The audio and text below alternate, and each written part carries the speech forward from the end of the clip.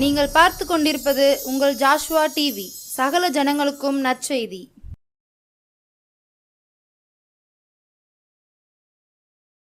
ஆனந்த துதி ஒலி கேட்கும், ஆடல் பாடல் சத்தமும் துணிக்கும்.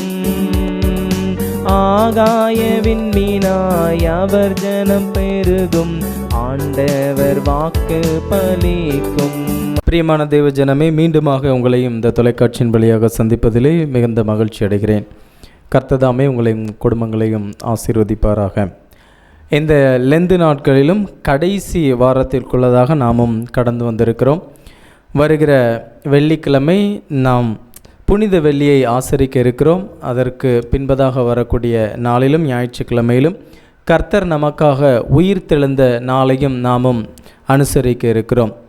இந்த வாரத்திலும் அநேக உபவாசங்களையும் கர்த்தருக்குள்ளாக நாம் எப்படி பரிசுத்தமாக இருக்க வேண்டும், எப்படிப்பட்ட காரியங்களை தேவனுக்கு உகந்ததாக நாம் செய்ய வேண்டும் என்பதை குறித்து அநேகர் ஜப வாழ்க்கையிலும் அவருடைய குடும்பத்திலும் தொடர்ந்து செய்வதுண்டு. உபவாசங்களாக இருந்தாலும் சரி, சுய வெறுப்பாக இருந்தாலும் சரி, அதை தேவனுக்கென்று செய்து கர்த்தருக்கென்று செய்து அதற்கான ஆசீர்வாதங்களை நாம் பெற்றுக்கொள்ள நாமும் ஏதுவானவர்களாக நடந்து வருவது கர்த்தருடைய சமூகத்தில் அவருக்கும் பிரியமாயிருக்கிறது. இந்த நாளிலும் கர்த்தர் நமக்கு கொடுக்க இருக்கக்கூடிய ஒரு ஆசீர்வாதமான வார்த்தை என்னவென்றால், நான் இந்த பகுதியை வாசித்து கொண்டிருக்கும்போது கர்த்தர் எனக்கு உணர்த்திய ஒரு காரியத்தையும் உங்களிடத்திலும் பகிர்ந்து கொள்ள வேண்டும் என்று நானும் ஆசைப்படுகிறேன். எலிசா தீர்க்கதரிசி வாழ்ந்த காலத்திலே ஒரு மனுஷி வாழ்ந்து கொண்டிருந்தாள். அந்த மனுஷியை குறித்து வேதம் தெளிவாக சொல்லுகிறது. அவளுடைய பெயர் குறிப்பிடப்படவில்லை, ஆனாலும் தீர்க்கதரிசியினுடைய மனைவி என்று குறிப்பிடப்பட்டிருக்கிறது. 2 ராஜாக்களின் புஸ்தகம் 4ஆம் அதிகாரம் 1 முதல் 7 வசனங்களில் ஒரு அழகான சம்பவமானது நடைபெறுகிறது. இந்த பகுதியை நீங்களும் வாசித்து பார்ப்பீர்களானால், இந்த மனுஷி, இந்த தீர்க்கதரிசியினுடைய மனைவியானவள் எப்படிப்பட்ட சூழ்நிலையில் வாழ்ந்து கொண்டிருக்கிறாள், எப்படிப்பட்ட காரியத்திலிருந்து தேவன் அவளுக்கு ஒரு ஆசீர்வாதத்தை கொடுத்தார், நம்முடைய வாழ்க்கையிலும் நாம் இருக்கக்கூடிய சூழ்நிலையில் நாம் எப்படிப்பட்ட ஆசீர்வாதத்தை பெற்றுக்கொள்ள வேண்டும் என்பதை குறித்து நாமும் சிந்திக்கப் போகிறோம். கர்த்தர் எனக்கு வெளிப்படுத்தி சொன்ன வார்த்தையானது, இந்த பகுதியிலே, இந்த சம்பவத்திலே ஒரு அழகான ஒரு காரியம் ஒன்று காணப்படுகிறது, ஒரு மறைபொருள் காணப்படுகிறது.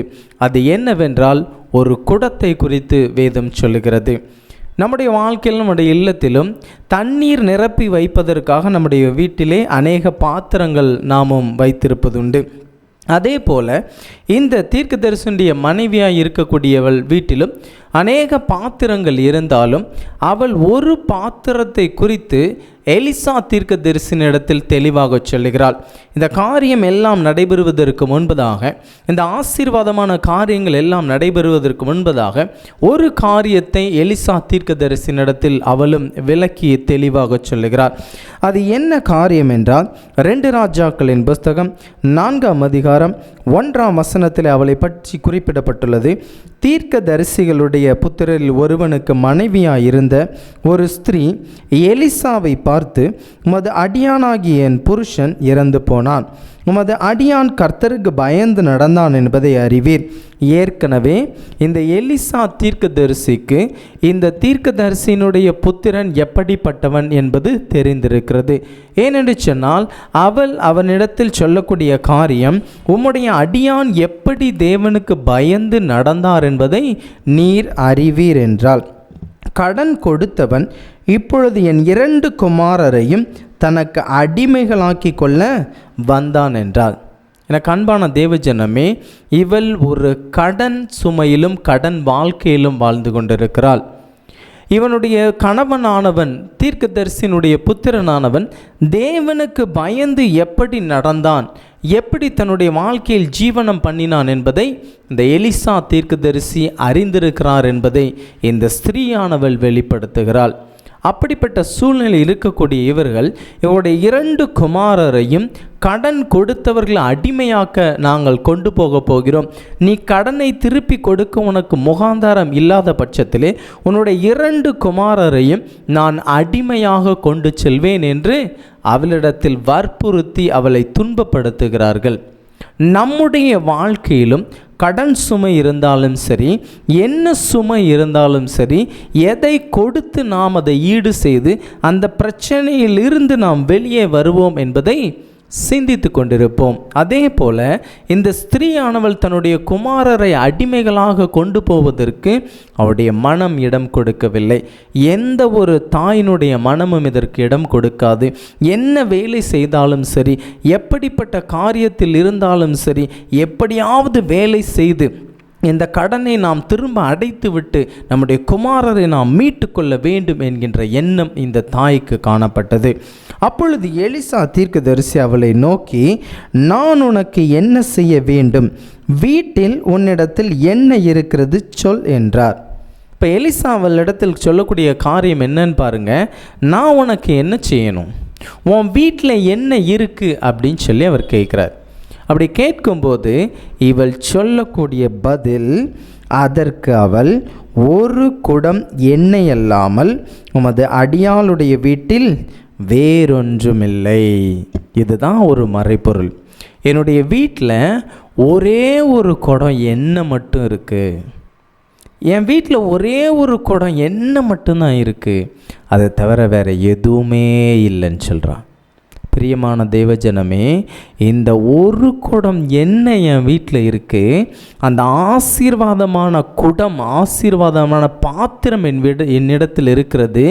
அதிலிருந்து எப்படி நான் ஆசீர்வாதத்தை பெற்றுக்கொள்வது என்பது எனக்கு தெரியவில்லை என்பதை அவள் அவனுக்கு அறிவிக்கிறாள்.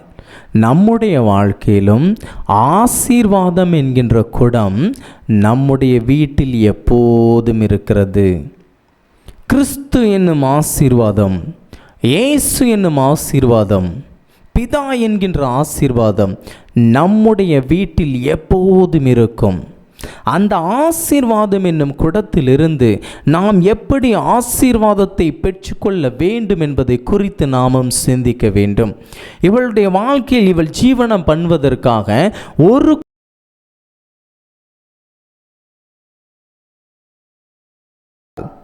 அந்த 1 குடம் எண்ணெயை தவிர என் வீட்டில் ஒன்றுமே இல்லை அப்படின்னு சொல்கிறா. அப்போ அதற்கு எலிசா சொல்கிறான். என்ன சொல்கிறான் பாருங்க. அப்பொழுது அவன், நீ போய் உன்னுடைய அயல் வீட்டுக்காரர் எல்லாரிடத்திலும் அநேகம் வெறும் பாத்திரங்களை கேட்டு வாங்கி. எனக்கு அன்பானவர்களே, இந்த எலிசா தீர்க்கதரிசி சொல்லக்கூடிய காரியம் என்ன பாருங்க. எலிசாவுக்கு நல்லா தெரிஞ்சிட்டு இவளுடைய வீட்டிலே ஆசீர்வாதம் இருக்கிறது. அந்த ஆசீர்வாதத்தை பெற்றுக்கொள்வதற்கான பாத்திரங்கள் இவளிடத்தில் இல்லை. நம்முடைய வாழ்க்கையிலும் இயேசு கிறிஸ்து என்னும் ஆசீர்வாதமான குடம் நம்மிடத்தில் காணப்படுகிறது. ஆனால் இந்த ஆசீர்வாதத்தை பெற்றுக்கொள்ளக்கூடிய பாத்திரவான்களாக நாம் மாறவில்லை.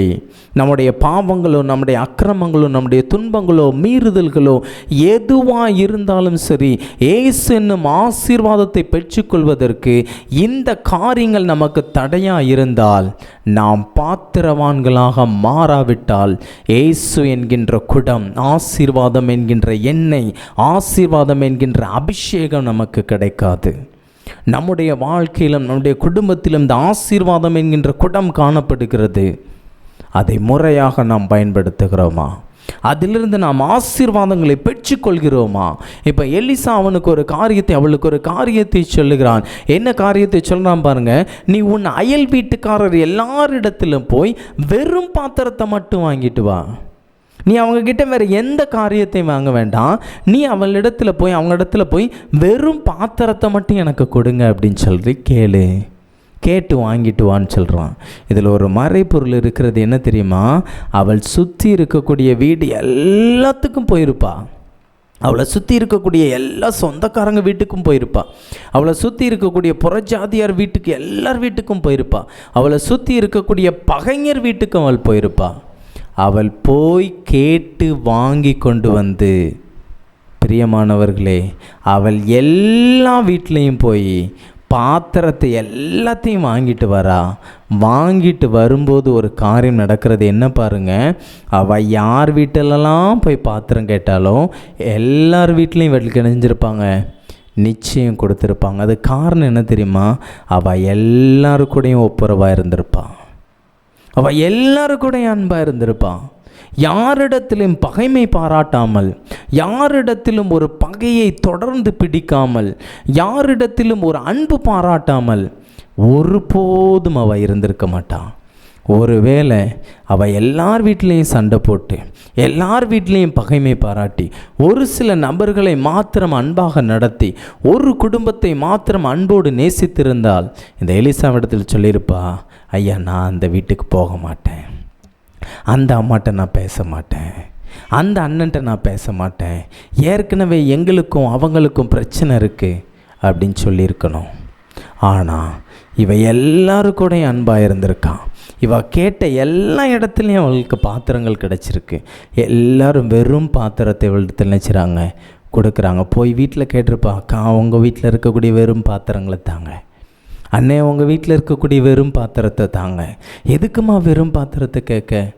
எதுக்குமா கேட்குற? அண்ணே ஆசீர்வாதம் வரப்போகுதுண்ணே. அக்கா ஆசீர்வாதம் வரப்போகுதுக்கா, உங்களுக்கும் அந்த ஆசீர்வாதம் கிடைக்கும்.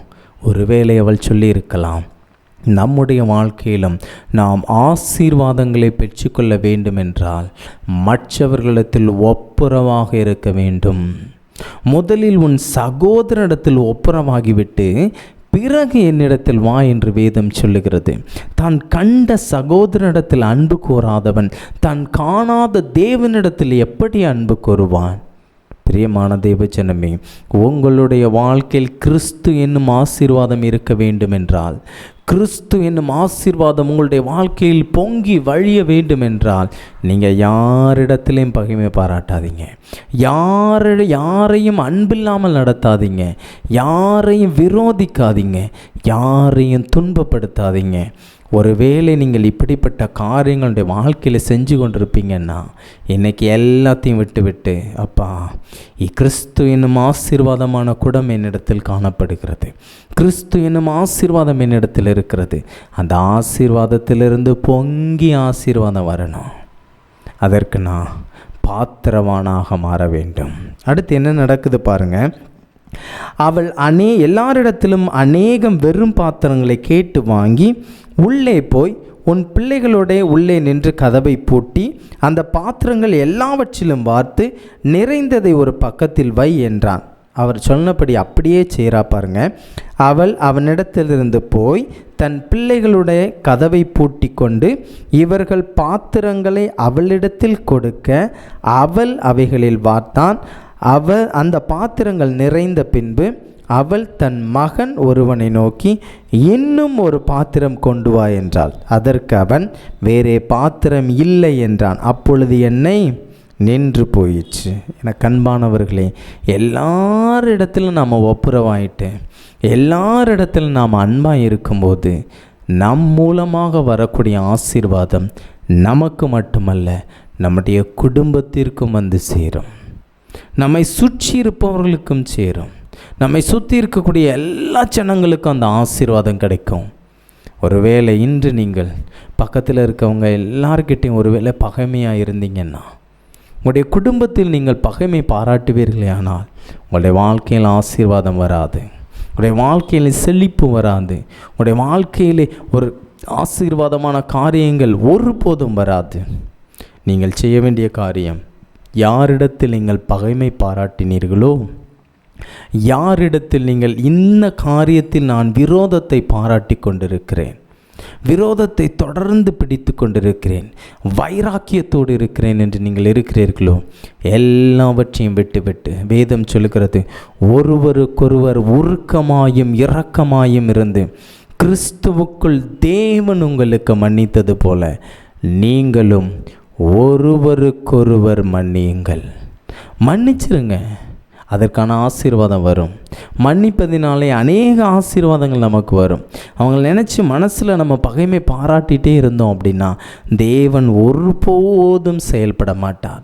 ஒருவேளை இந்த அம்மா கேட்கும்போது, எலிசாவினிடத்தில் சொல்லும்போது, எலிசாவே நான் இந்த வீட்டுக்கு போக மாட்டேன், நான் இந்த குடும்பத்தோடு பேச மாட்டேன். ஏற்கனவே எனக்கும் அவங்களுக்கும் பல பிரச்சனைகள் இருக்கிறது. நான் அந்த அண்ணன் வீட்டில் பேசவே மாட்டேன். எந்த ஒரு காரியத்திலும் அவர்களுக்கும் எங்களுக்கும், எங்கள் குடும்பத்திற்கும் அவங்க குடும்பத்துக்கும் உறவு நின்று போய் பல வருஷமாச்சு. ஒருவேளை இந்த அம்மா சொல்லியிருந்தா, உனக்கு ஆசீர்வாதம் கிடையாது, ஒன்றும் கிடையாது, உன்னுடைய குமாரர் அடிமைகளாக கொண்டு போகப்படுவார்கள் என்று எலிசா ஒருவேளை சொல்லியிருக்கலாம். ஆனால் இந்த அம்மா சொன்ன ஒரே ஒரு காரியம், எலிசா என்ன சொன்னாரோ அதை அப்படியே செஞ்சாங்க. அதனால் ஆசீர்வாதத்தை பெற்றுக்கொண்டார்கள். நம்முடைய வாழ்க்கையிலும் நாம் ஆசீர்வாதத்தை பெற்றுக்கொள்ள வேண்டுமென்றால் உங்களுடைய எல்லார் வீட்டிலையும் இயேசு என்னும் குடம் இருக்கிறது, ஆசீர்வாதம் என்னும் எண்ணெய் இருக்கிறது. அது நிரம்பி வழியணும் அப்படின்னா நீங்கள் செய்யக்கூடிய காரியம், யாரிடத்திலும் பகைமை பாராட்ட வேண்டாம், யாரிடத்திலும் விரோதம் பாராட்ட வேண்டாம். எல்லாவற்றையும் களைந்து விட்டு, நான் கிறிஸ்துவை பின்பற்றுகிறேன், நான் கிறிஸ்துவனுடையனாக இருக்கிறேன், நான் கிறிஸ்துவை உடையவளாக இருக்கிறேன் என்று முதல் நான் யாரிடத்திலும் பகைமை பாராட்ட மாட்டேன், எல்லாரிடத்திலும் நான் அன்பாக இருப்பேன் நீங்கள் சொல்லும்போது, அப்படி நீங்கள் மாறும்போது அன்பு ஒரு காலம் ஒழியாது. அதற்கான ஆசீர்வாதத்தை நீங்கள் பெற்றுக்கொள்ள முடியும். ஒருவேளை உங்களுக்கு அப்படிப்பட்ட காரியங்களை இருக்க முடியலை, எனக்கு பகைமை பாராட்டாமல் இருக்க முடியலை, என்னை அவங்க பேசின பேச்செலாம் என்னால் தாங்க முடியலை, அப்படிப்பட்ட ஆசீர்வாதம் எனக்கு வேண்டாம் அப்படின்னு நீங்கள் நினச்சிங்கன்னா விட்டுருங்க. ஆனால் ஆண்டவர் என்று உங்களை பார்த்து சொல்லுகிறார், என் மகனே மகளே, நான் உன்னை ஆசீர்வதிப்பதற்கு, நான் உன்னை ஆசீர்வதித்து பெருக பண்ணுவதற்கு நான் தயாராக இருக்கிறேன். நீ உன்னை பாத்திரவானாக மாற்றிக்கொள், அதற்கேற்ற பாத்திரமாக நீ மாறிவிடு. உன்னிடத்தில் இருக்கக்கூடிய பகைமையை விட்டுவிடு, வைராக்கியத்தை விட்டுவிட்டு என் சமூகத்தில் வா.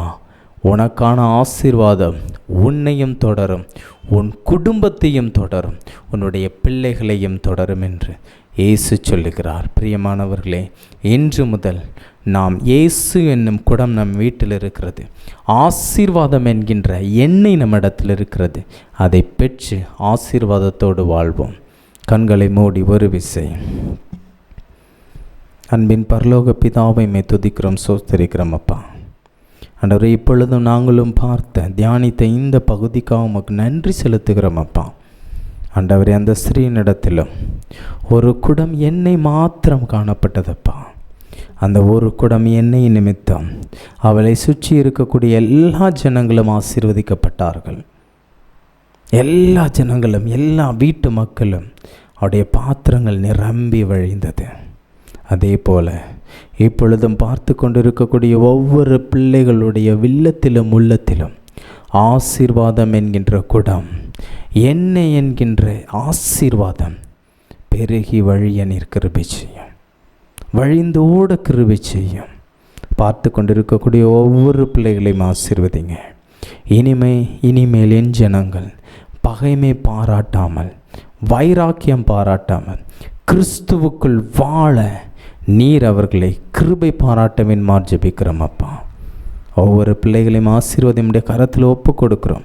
போக்கிலும் வரத்திலும் ஆசீர்வதிங்க, செய்யக்கூடிய வேலைகள்லாம் ஆசீர்வதிங்க, தொழிலையும் ஆசீர்வதிங்க, குடும்பத்தையும் ஆசீர்வதிங்க. வீடு கட்ட வேண்டும் என்று யாரெல்லாம் பிரயாசப்பட்டு கொண்டிருக்கிறார்களோ அவர் எல்லாருக்கும் தேவனுடைய சித்தத்தின்படி, தேவனுடைய நாமத்தின் நிமித்தம் ஒரு வீட்டை நீர் கட்டி கொடுக்க வேண்டுமாறு ஜெபிக்கிறோம். அப்பா, திருமணத்திற்காக களுக்கும் ஏற்ற துணையை நீர் கொடுக்க வேண்டுமாறு ஜெபிக்கிறோம். அப்பா, வியாதியாக இருக்கக்கூடிய பிள்ளைகளை நீர் தொட்டு சுகப்படுத்த வேண்டுமாறு ஜெபிக்கிறோம். என்ன காரியத்திற்காக இப்பொழுது இடத்தில் வேண்டுதல் செய்து கொண்டிருக்கிறார்களோ, என் பிள்ளையை ஆசீர்வதியும், என்னுடைய குடும்பத்தை ஆசீர்வதியும், என்னுடைய மகனை ஆசீர்வதியும், என்னுடைய மகளை ஆசீர்வதியும். அநேக ஆண்டுகளாகியும் என்னுடைய குடும்பத்தில் ஒரு வாரிசு இல்லையே என்று ஏங்கி கொண்டிருக்கக்கூடிய உம்முடைய பிள்ளைகளுக்கு நீர் ஆசீர்வாதமாக இறங்க வேண்டுமாறு ஜெபிக்கிறோம். உமக்கு சாட்சியாக வாழ நீர் கிருபை கொடுக்குமாறு ஜெபிக்கிறோம். கடனின் நிமித்தம் துன்பப்பட்டு இருக்கக்கூடிய ஒவ்வொரு பிள்ளைகளையும் கடனிலிருந்து வெளிவர நீர் ஒரு கிருபை பாராட்ட வேண்டுமாறு ஜெபிக்கிறோம். உம்முடைய ஆணி பாய்ந்த கரத்தில் நம்முடைய பிள்ளைகளை தொட்டு தூக்கி, மகனே மகளே பயப்படாதே, நான் உனக்கு துணையாக இருக்கிறேன் என்று சொல்லும். இந்த கரத்தில் எங்களை ஒப்பு கொடுக்குறோம். வழி நடத்தும் ஆசீர்வதி. இயேசுவின் மூலம் ஜெபிக்கிறோம் எங்கள் ஜீவனுள்ள நல்ல பிதாவே, ஆமேன்.